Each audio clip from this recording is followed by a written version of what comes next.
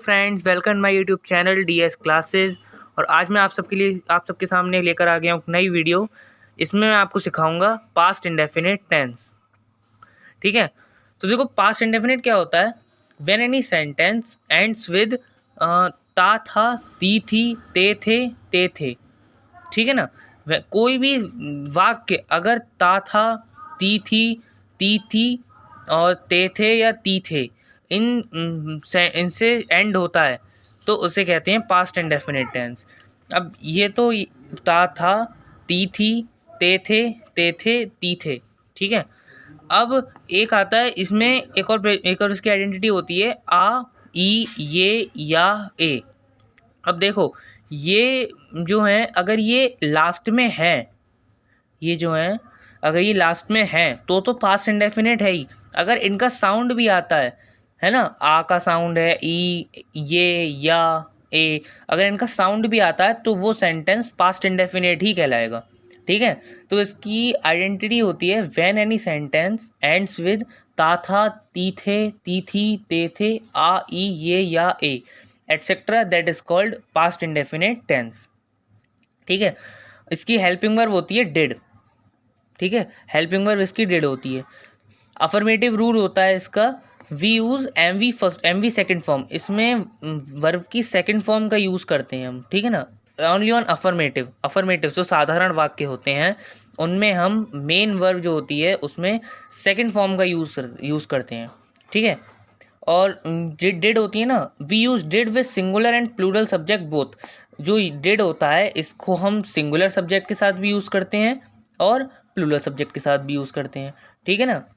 और फिर आता है we use did only in negative and interrogative sentences. जो डिड होता है इसका प्रयोग नेगेटिव और इंटरोगेटिव सेंटेंसेस में होता है। मैंने बताया था ना, अफर्मेटिव सेंटेंस साधारण वाक्य होते हैं जिनमें ना तो आपका नहीं लगा हुआ हो, है ना तो वो नेगेटिव हो, और ना ही वो उसमें कोई क्वेश्चन वर्ड लगा हुआ हो, ना ही वो इंटरोगेटिव सेंटेंस हो, तो उसे आप कहेंगे अफर्मेटिव सेंटेंस, यानी कि साधारण वाक्य।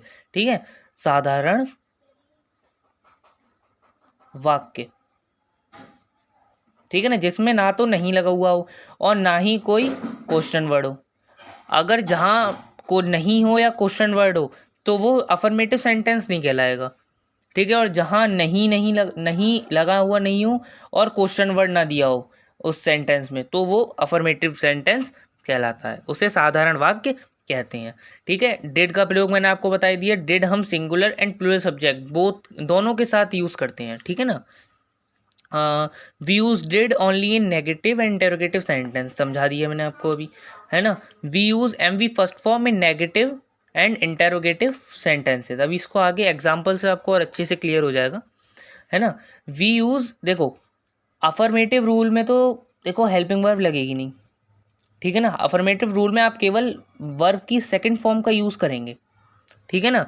और साधारण वाक्य में, और जो नेगेटिव और इंटरोगेटिव सेंटेंस होते हैं उसमें वर्ब, वो हेल्पिंग वर्ब तो लगेगी लेकिन इसमें वर्ब की फर्स्ट फॉर्म का यूज़ होगा, आप सेकंड फॉर्म का यूज़ नहीं करेंगे इसमें। ठीक है, ये बात याद रखना, इसमें वर्ब की सेकंड फॉर्म का ही यूज़ आप करेंगे। इसमें आपको क्या नाम है, वर्ब की सेकंड फॉर्म का यूज़ नहीं करना, आपको वर्ब की सेकंड फॉर्म का यूज़ केवल करना है अफर्मेटिव सेंटेंस में, है ना, जिसमें नहीं और क्वेश्चन वर्ड ना दिया हो। ठीक है, उसमें आपको करना है फर्स्ट फॉर्म का यूज़। ठीक है। और जिसमें नहीं दिया हो या कोई भी क्वेश्चन वर्ड दिया हुआ हो उसमें आपको करना है उसमें तो आप हेल्पिंग वर्ब तो लगाएंगे, हेल्पिंग वर्ब के साथ साथ आपको वर्ब की फर्स्ट फॉर्म का यूज़ करना है। ठीक है, इतना समझ में आया।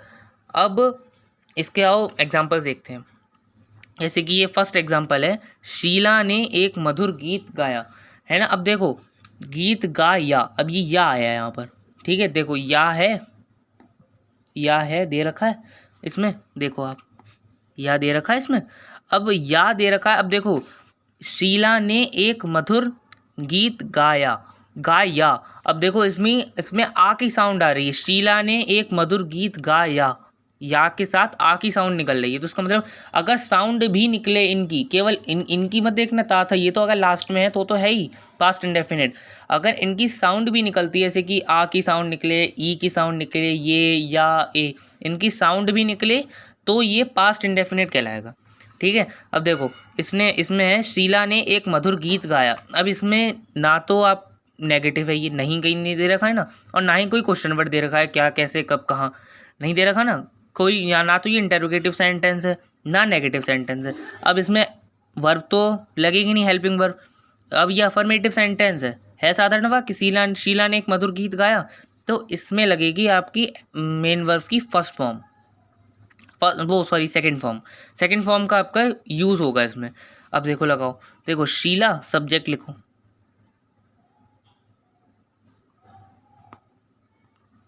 अब देखो वर्ब क्या, क्रिया क्या, गीत गाया, गाने की क्रिया हो रही है ना, वर्ब तो ये क्रिया तो गाने की हो रही है, तो इसमें सिंग होती है, सिंग की सेकंड फॉर्म क्या होगी, संग, तो यहाँ पे लगाएंगे संग, एक की आ और मधुर की स्वीट, और आगे गीत की सॉन्ग, बन गया ना। शीला ने एक मधुर गीत गाया, अब देखो शीला संग आ स्वीट सॉन्ग, ठीक है ना। अब इसमें सेकंड एग्जांपल देखते हैं, वह प्रतिदिन 8 घंटे काम करता था। अब देखो इसमें ता था आ गया, ता और था, मैंने ऊपर आपको बताया था ना ता था आइडेंटिटी है इसकी, तो ये पास्ट इंडेफिनिट तो है ही। अब देखो ये नेगेटिव नहीं है, ये नेगेटिव नहीं है, ना ही ये नेगेटिव है और ना ही ये इंटरोगेटिव है, अफर्मेटिव है, वर्ब की आपकी सेकंड फॉर्म लगेगी। तो देखो वह की ही काम का क्या काम करता है ना, काम करने की क्रिया हो रही है ना, काम करता है, तो वर्क, वर्क की सेकंड फॉर्म वर्क्ड, वर्क्ड। अब 8 घंटे 8 आवर्स डेली, ठीक है ना, ही वर्कड 8 आवर्स डेली, ठीक है, वह प्रतिदिन 8 घंटे काम करता था, ही वर्कड 8 आवर्स डेली। अब देखो ये आ गया नेगेटिव में, आपका जो थर्ड एग्जांपल दे रखा है आपको, ये आ गया नेगेटिव में कि वह प्रतिदिन 8 घंटे काम नहीं करता था। अब देखो इसमें वर्ब लगेगी, हेल्पिंग वर्ब, और हेल्पिंग वर्ब के साथ साथ इसमें फर्स्ट फॉर्म का प्रयोग है, जैसे कि यहाँ पे हमने वर्कड लगाया था, ईडी वर्क लगाया था सेकंड फॉर्म। अब इस वर्कड की जगह वर्क लगाएंगे आप, है ना, क्योंकि ये नेगेटिव है, वो हाँ नेगेटिव है, और मैंने क्या कहा था, नेगेटिव सेंटेंस में आपकी वर्ब की फर्स्ट फॉर्म यूज़ होगी और अफर्मेटिव में सेकंड फॉर्म यूज़ होगी। तो अब नेगेटिव दे रखा है ये, अब नेगेटिव में आपको हेल्पिंग वर्ब तो लगेगी, हेल्पिंग वर्ब के साथ साथ आप वर्ब की फर्स्ट फॉर्म का यूज़ करेंगे। अब लिखो ही डिड, हेल्पिंग वर्ब आ गई, हेल्पिंग वर्ब के बाद नॉट आता है, ठीक है, याद रखना, हेल्पिंग वर्ब के बाद नॉट आता है, he did not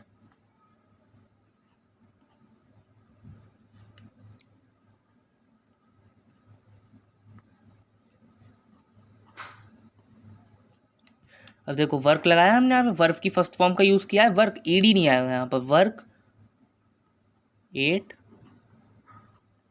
hours daily,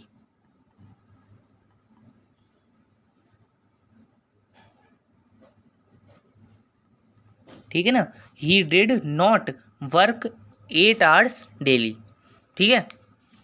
next example देखते हैं, फोर्थ एग्जाम्पल है, क्या वह प्रतिदिन 8 घंटे काम करता था।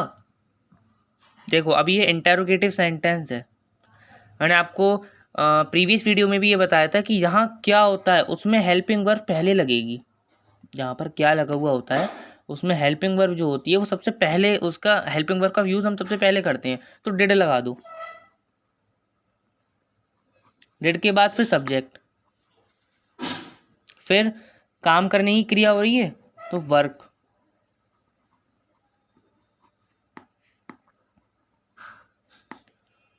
8 आवर्स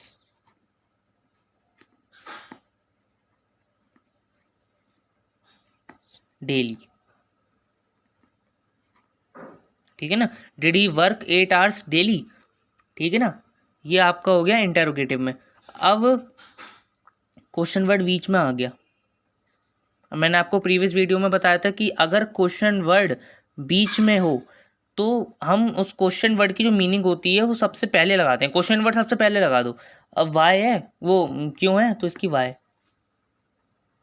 अब देखो यहाँ क्या पहले था, यहाँ पर जो था वो क्या हमें पहले दे रखा था, तो हमने डिड के बाद सब्जेक्ट का यूज़ किया, मतलब सब्जेक्ट हमने लगाया यहाँ पर। लेकिन अगर क्वेश्चन वर्ड बीच में दे रखा है, अगर क्वेश्चन वर्ड सेंटेंस के बीच में है, तो हम उसको जो क्वेश्चन वर्ड हमने लगाया उसकी मीनिंग जो लगाई है, क्वेश्चन वर्ड जो हमने इसमें लगाया है, उसके बाद हम हेल्पिंग वर्ब लगाएंगे। ठीक है, याद रखना, अगर क्या पहले है तो डिड, डिड के बाद सीधे सब्जेक्ट, और अगर क्या या कैसे कोई इसमें एनी क्वेश्चन वर्ड, कोई भी क्वेश्चन वर्ड अगर सेंटेंस में गिवन है, क्यों, कहाँ, कब, कैसे, कौन, है ना, तो उसकी हम मीनिंग सबसे पहले लगाएंगे। क्वेश्चन वर्ड उठा के पहले यहाँ पे रख दो वाई, और उसके बाद वो लगा दो इसकी हेल्पिंग वर्ब, फिर सब्जेक्ट, फिर वर्ब,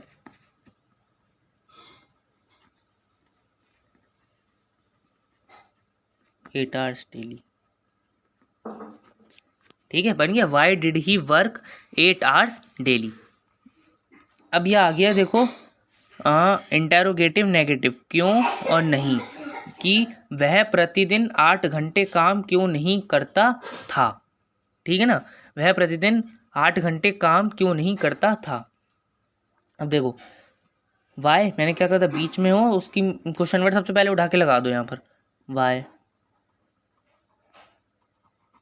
ठीक है, अब वो लगेगी सबसे पहले हेल्पिंग वर्ब, हेल्पिंग वर्ब लगाओ, सब्जेक्ट, सब्जेक्ट के बाद नॉट आएगा। ठीक है, जो नॉट आता है वो सब्जेक्ट के बाद आएगा। ठीक है, why did he not work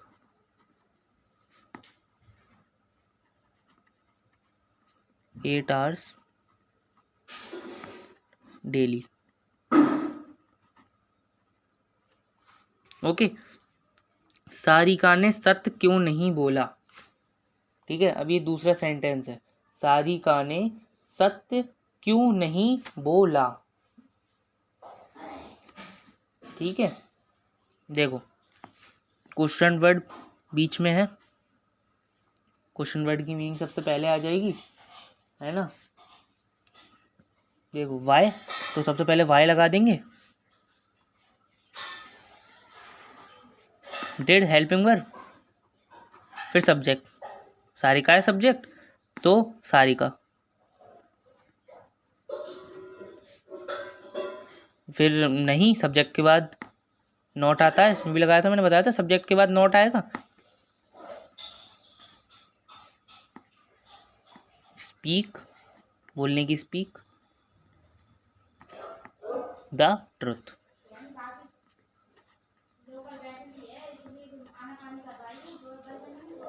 ठीक है, why did Sarika not speak the truth. Sheela ने मधुर गीत नहीं गाया, शीला ने मधुर गीत नहीं गाया। अब देखो नहीं है बीच में, है ना, नेगेटिव है, हेल्पिंग वर्ब लगेगी, तो पहले सब्जेक्ट लगा दो। इसमें देखो क्वेश्चन वर्ड नहीं है बीच में कहीं पर भी, शीला ने मधुर गीत नहीं गाया। अब देखो या आ, देखो हाँ या है, आ के साउंड निकल रहा है, आ का तो साउंड निकल ही रहा है इसमें, लेकिन इसमें या भी है नहीं है, तो ये क्या हुआ, पास्ट इंडेफिनिट है। ये तो इसकी आइडेंटिटी मैंने आपको फिर से बता रहा हूँ, है ना। अब देखो सब्जेक्ट लगा दो पहले शीला, फिर हेल्पिंग वर्ब, और हाँ जिस सेंटेंस में हेल्पिंग वर्ब, वो सॉरी हेल्पिंग वर्ब कह रहा हूँ, जिस सेंटेंस में बीच में क्वेश्चन वर्ड नहीं दे रखा है उसमें हेल्पिंग वर्ब के बाद नॉट लगेगा। Sheela did not sing a sweet song.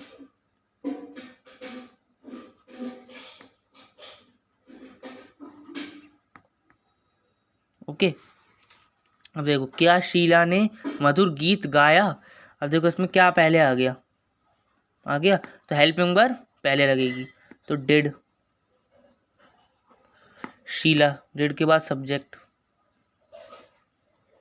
Sheila, फिर सिंग, गाना गाने की, वर्ब,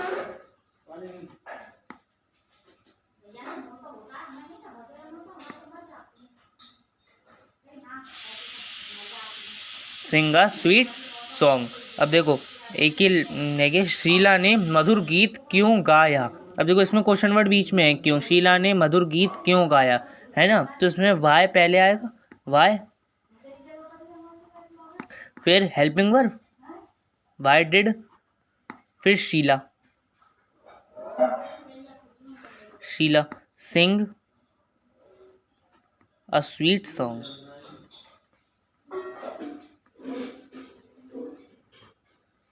ठीक है, why did Sheela sing a new song. अब देखो इसमें क्वेश्चन वर्ड देखो बेटा पहले बीच में दे रखा है, लेकिन नहीं दे रखा है इसमें। तो देखो इसमें नहीं दे रखा, वाई डिड, क्वेश्चन वर्ड के बाद हेल्पिंग वर्ब का यूज होगा, फिर सब्जेक्ट, फिर ना, फिर वर्ब, फिर अदर वर्ड। ठीक है, समझ में आ गया? ओके, इस वीडियो से रिलेटेड आपको कोई भी क्वेश्चन हो आप मुझे कमेंट करना। Okay, thank you so much for watching. Okay.